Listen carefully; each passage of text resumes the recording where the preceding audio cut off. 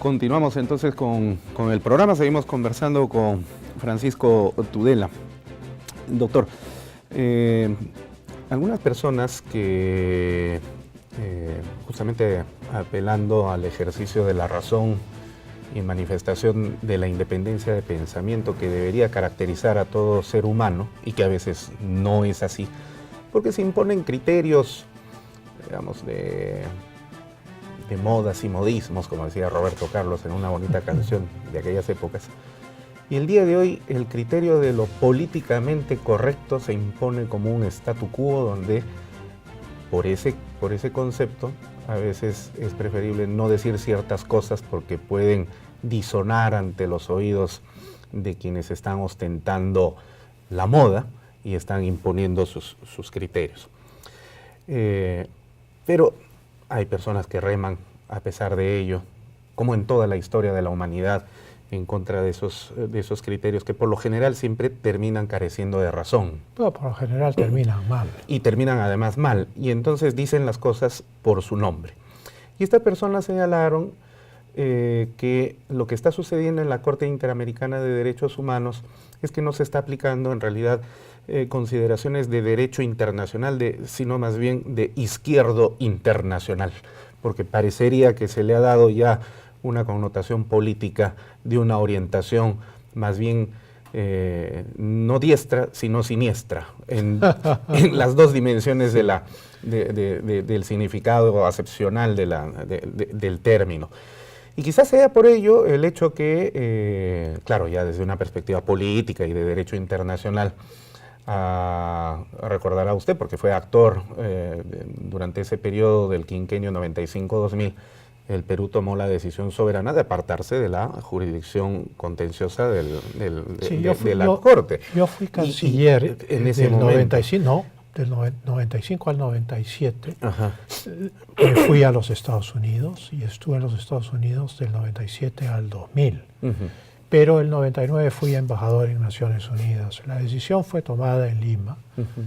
Yo no fui consultado, no tenía por qué ser consultado como embajador ante Naciones Unidas, porque era otro fuero.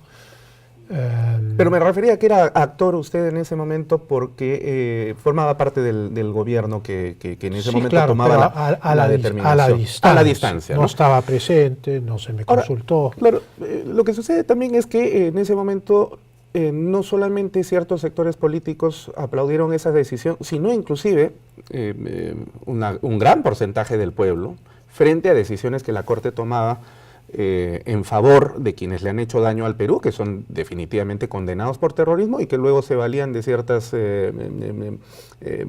consideraciones jurisprudenciales y argumentativas que les daban la razón en contra del Estado peruano y nuestra dignidad de peruanos. Y algo similar está sucediendo en estos tiempos, por lo cual revive nuevamente este sentimiento de, ya que la Corte tiene una inclinación hacia un lado, que es la que no debería ser, porque usted ha manifestado ya en el bloque anterior cómo es que la Corte nace y cómo debería conducirse, entonces se empieza pues nuevamente a escuchar el eco de ese mismo reclamo de fines de los 90, en este momento, 18 años después, donde conviene a la Corte, al Perú que se continúe formando parte, beneficia al Perú que siga formando parte en este contexto, no en un sentido original, sino en este contexto en el que la Corte ha tomado ciertas inclinaciones políticas? El razonamiento lógico tiene una secuencia. Nunca hay que saltar de la primera premisa a la última sin ver cuáles son las premisas que están en el medio. Claro que sí. ¿No es cierto? Y entonces, si yo tengo un problema con la Corte, yo busco resolverlo con la Corte.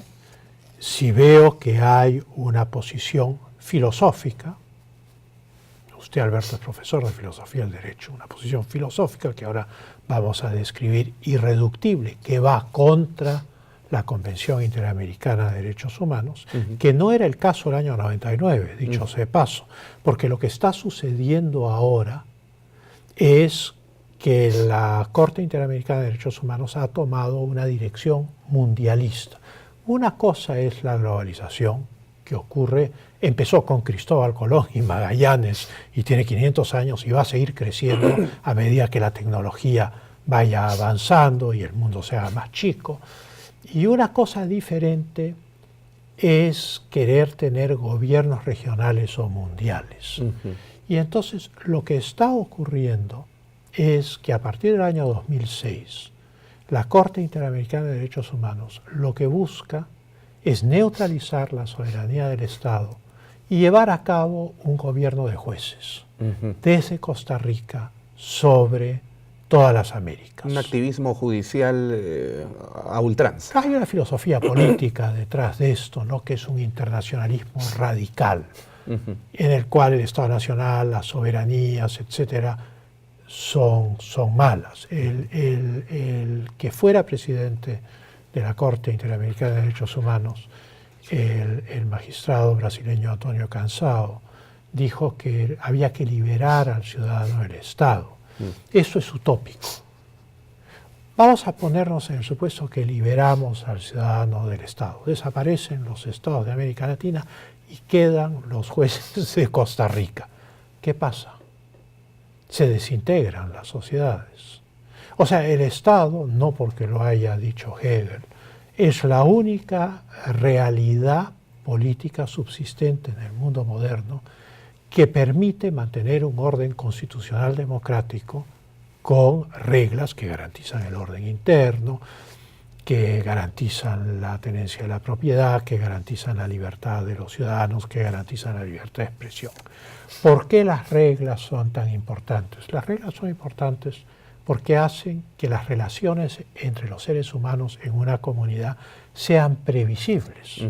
Justamente yo creo que la crisis política de estos días en el Perú nos muestra este lado de la imprevisibilidad. Y cuando las relaciones entre los seres humanos no son previsibles porque no hay reglas que se cumplen y que la gente quiere, entonces se destruye la confianza. Y cuando se destruye la confianza se instala la anarquía y la destrucción de la sociedad civil. Y entonces, claro, esta tesis utópica, yo puedo decir, utópicamente hay que liberar al ciudadano del Estado, pero ahora no puede hacerse. Revive Tomás Moro. Revive Tomás Moro, o Proudhon, o Bakunin, el pensamiento anarquista, Renan, que nunca tuvo éxito. Renan yo creo que era más realista que eso, porque en Renan sí había una visión de la sociedad francesa. el maestro de González Prada. El maestro de González Prada. Así es. ¿No? Y en fin, Renan en realidad es tremendamente importante, porque es más bien un defensor del Estado nacional y tiene en el contexto del siglo XIX un ensayo que se llama ¿Qué es el nacionalismo? Que es un ensayo, digamos, que es de apología del Estado, no es de destrucción del Estado. Pero volvamos a nuestro tema, ¿no? Entonces el problema con la Corte tiene dos etapas. Una primera etapa que lleva a que el Perú se sustraiga de la jurisdicción de la Corte en 1999, pero ¿por qué lo hace en ese momento? ¿Por qué ha perdido todos los casos? ¿Y por qué ha perdido todos los casos? Yo me temo porque no tomó en serio la necesidad de tener una defensa articulada, a todo meter y de calidad frente a las demandas que se presentaban en la Corte. Hoy ya no es solo una cuestión de tener una defensa frente a la Corte permanente por parte del Estado peruano. Creo yo que es insuficiente la defensa de los intereses del Estado peruano ante la Corte Interamericana de Derechos Humanos, sino que ahora se trata de combatir una filosofía equivocada, que a través de resoluciones como la que quiere prohibirle al Ecuador la ejecución de un referéndum nacional en el cual los ciudadanos votan por la abolición y destitución de los miembros de un consejo político-social creado durante el gobierno de Correa y que las autoridades del Ecuador, el presidente Lenín Moreno, considera que no es pertinente. Los ciudadanos van a este plebiscito, votan para abolir la institución y entra la Corte Interamericana, igual que en nuestro caso de pedirle al Congreso que archive, le dicen al Ecuador, oiga usted, anule el plebiscito y la votación del pueblo. Nosotros consideramos que no deben ser destituidas estas personas. Este es un juicio que no es de derecho, este es un juicio político, claro. utópico, ideológico, filosófico. Y entonces no interesa que uno sea de izquierda o derecha. Para mí este no es un problema de izquierdas o derechas. Este es un problema de ciencia. El derecho es una ciencia práctica, un arte. Y como ciencia práctica tiene reglas, tiene una hermenéutica, tiene una historia, tiene fuentes, y uno no puede hacerle decir al derecho lo que a uno le da la gana. Y ese es el problema que se está presentando ahora. Hay quienes, sin mayor sentido crítico, dicen debemos acatar todo lo que la Corte nos manda. Un momento, lo que la Corte nos manda es derecho, no es religión, no es dogma de fe. Exacto. Y entonces no podemos tomar estas filosofías simplemente por una especie de respeto ciego, subordinado, servil, diría yo, a un dogma filosófico que estos magistrados ejercen desde la distancia. O sea, acá hay un problema de interpretación jurídica. Y la interpretación que los jueces de San José hacen de la Convención a partir del año 2006 hacia acá es crecientemente contraria a la letra de la Convención Interamericana de Derechos Humanos, a la práctica de los tribunales de derecho humanitario y de derechos humanos en el mundo y contrario a la práctica de la Corte Internacional de Justicia de La Haya. En pocas palabras, ellos están oponiendo su corpus juris al corpus juris universal. Y entonces, naturalmente, uno de los dos tiene la razón. Claro. O tienen la razón las fuentes que la Corte Internacional de Justicia utiliza, que son los tratados, la costumbre, los principios generales del derecho, los tratados de los grandes publicistas, que no son vinculantes, y las sentencias de la Corte Internacional de Justicia, que tampoco son vinculantes expresamente. Y entonces yo no veo por qué tenga que ser distinto en las Américas que en el resto del mundo, y por qué tengamos nosotros que subordinar nuestras constituciones y nuestras leyes, como lo quiere la Corte de San José al decir que son subsidiarias a las decisiones de la Corte y que la Convención Interamericana de Derechos Humanos, las regulaciones, dicen lo que la Corte interpreta que dicen ahora. Eso no se tiene en pie en ningún sistema jurídico del mundo, claro, sea de common law anglosajón, sea de derecho romano-germánico continental, como es el de toda América Latina y Europa.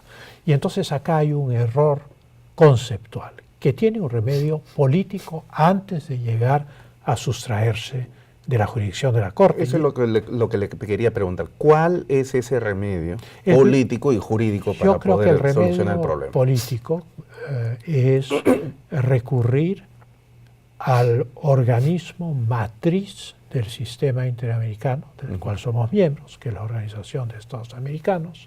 Este es un asunto urgente, puesto que ataca las constituciones. Hay varios casos, ¿no? He citado el ecuatoriano y el peruano porque lo conocemos todos, y el ecuatoriano porque es emblemático. Porque anular un plebiscito popular que está regido por la Constitución es cosa seria. Bueno. Pero esto ha ocurrido en Brasil, ha ocurrido en Uruguay, ha ocurrido en Santo Domingo. Y entonces dice la Carta de la OEA que cuando hay asuntos urgentes que conciernen a toda la región, un Estado, a través del Consejo Permanente de la OEA, puede solicitar una reunión de consulta de cancilleres. Ahí no se va a votar nada, pero se continentaliza el problema, o sea, se presenta ante todas las cancillerías de América Latina un problema conceptual y de hermenéutica jurídica de primer orden que está desnaturalizando la función de la Corte y que está desnaturalizando la aplicación de la Convención Interamericana de Derechos Humanos. El Ecuador tomó la iniciativa de mandar una misión presidida por el ministro de Justicia a la Corte, y la Corte dio marcha atrás, porque era la Comisión la que había pedido la anulación del plebiscito. Es muy interesante. Pero en el caso del Perú es la Corte la que se pronuncia. Entonces, Podríamos mandar una misión ante la Corte, pero veo difícil que la Corte dé marcha atrás, porque ya emitió una resolución. Y entonces el paso que corresponde es exponer ante el Consejo de Cancilleres en una reunión de consulta en Washington, ante todos los cancilleres de las Américas, este problema y ponerlo sobre la mesa para buscar una solución sin destruir la Corte y manteniendo un sistema de justicia supletorio para todo el continente. El originario, ¿no? Bueno, vamos a hacer un nuevo corte para continuar en el programa. No se vayan, estamos conversando con Francisco Tudela. Ya regresamos en Referente Jurídico.